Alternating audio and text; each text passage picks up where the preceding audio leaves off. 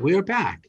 With the And we Dr. have Joe Show and Kelli Miller. Kelli Miller here. Back again, just raining this good knowledge about something that is so very important right now.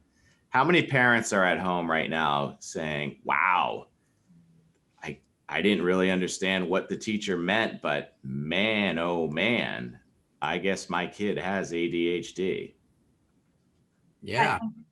The struggle is real. It really is. I mean, even for kids with neurotypical behaviors, I think it's really hard. But I mean, I think parents weren't really meant to be teachers, so you have that piece as well. But yes, I mean, and over Zoom, I mean, it's hard for adults, so I can't even imagine how kids sustain that attention. They need that interaction. It's very tough. So what tips can you give us, Kelli? Sure. Where do we start? Absolutely. I think the first thing is they need lots of breaks. Kids with ADHD, you just need lots of breaks. I mean, I always say I'd rather have more breaks, even if it's every 10 minutes or so, just because I think that's a good refresher. And breaks include getting up, walking around, not staring at the screen. I think the big thing that has helped my children personally is the blue light glasses, because there's a lot of fatigue looking at that screen for so long. So that's something else that I've noticed that would be really helpful, so they're not straining their eyes so much and being in pain. Um, Change of scenery. So even if you could do your online classes outside for a little bit, just to kind of feel like you're getting a little bit of a difference where you won't be too distracted. But even if you have a porch, or you can kind of sit in the backyard or something to get a little bit of that, I don't know, essence of something new. If you feel comfortable, I'm a big proponent of the pod program, where kids, if they are safe and tested and parents are okay with it, where they can each do their own Zooms, but with other kids.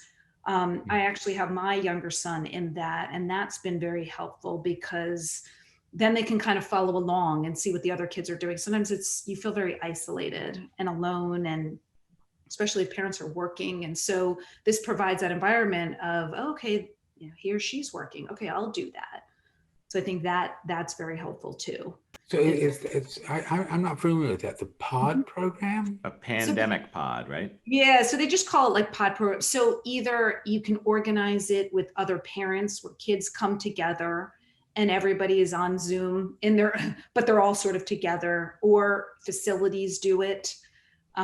So it's essentially school, so to speak, but at least you are with other kids and there's some socialization. So I think that helps. So Microschool. Yeah.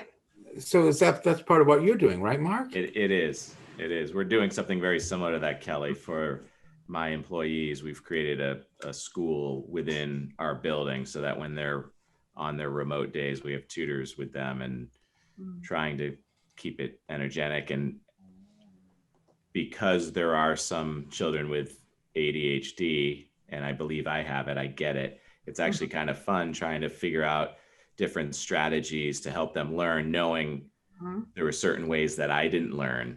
And I knew that this isn't going to work with someone who learns similarly to me. So we've been trying to bring in different enrichment type of things, as well as, like you say, bring in a lot of breaks, give them the walking time, let the learning come to them instead of it being forced upon them, and let them reach out and kind of show us what they want to be learning and how they want to be learning.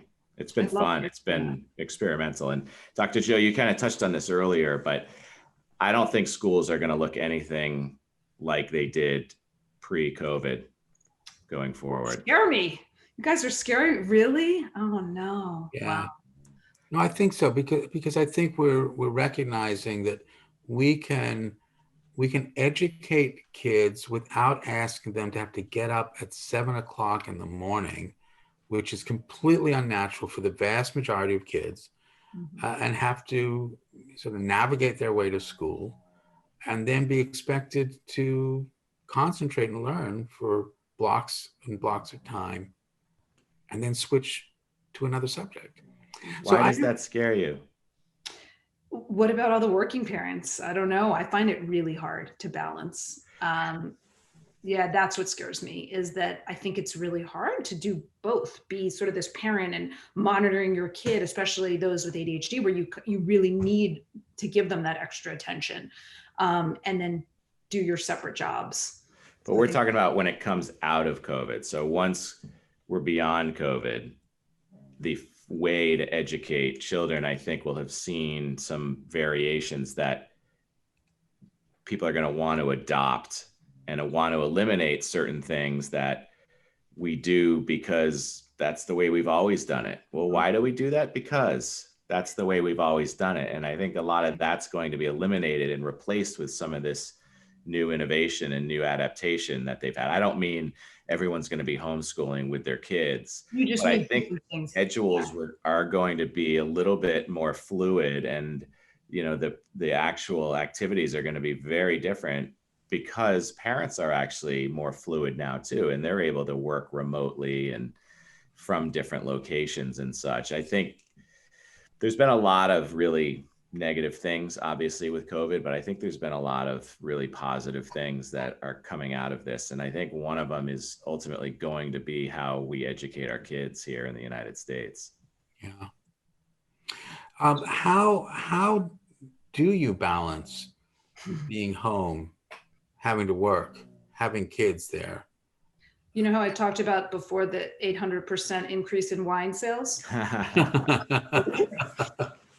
No, it's really hard. I mean, now I think my kids have gotten a little more used to it. I bought a do not disturb sign for my door that kind of slides. So my kids know, like, when that red sign's on, do not enter. But it's hard because as as a therapist, I have 15 minutes where, I need to be focused. And a couple times my kids have busted down the door. It's really funny. But no, I mean, I think that you do the best you can, and thank God everybody really understands that. So my patients understand when they see my kids waddle in, they're like, oh yeah, I mean, they get it. Everybody kind of understands. But, I think it's the balance of some days I'm going to have to give to my kids more, and some days I'm going to have to give to my work more. It's not going to look perfectly equal. And I've just accepted that. Mark, are you having similar sort of struggles at We're home? doing the best we can, Dr. Joe. Everyone's Goal, doing the best we can. a Everyone's goal? drinking from the same fire hose, trying to figure it out, and trying to stay positive, really, ultimately, is what I think everybody's trying to do. But, I mean, I feel blessed, Dr. Joe. I have the ability to create this structure to help my wife, right? Because again, part of the purpose was last spring, it was challenging, really challenging on a lot of people. And when, we thought, okay, it's going to be 3 weeks, 3 months, okay, summer, okay, wait, are we going to be in this ultra marathon? Like, how are we going to make it so that we all maintain a level of sanity? And, we were able to do this.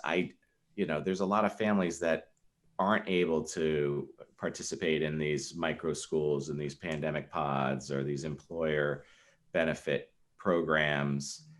And, really, really having a difficult time with it. I'm having a little bit of a difficult time with it, but there are people who are having a tremendously, tremendously difficult time with this. Yeah, it's really fascinating how we have learned to depend on other people to care for our children, Yeah. Which we have to do because you also have to pay the rent. I mean, the demands are amazing. I'd like to think that some kids are having deeper insights into what their parents really do as well, and the responsibilities that their parents have. Because, there's the bring your kid to work day sort of thing. But now we're all in the same home and we're all Right. working. And how do we negotiate that? How do we work together as a team and recognize that we are all contributing?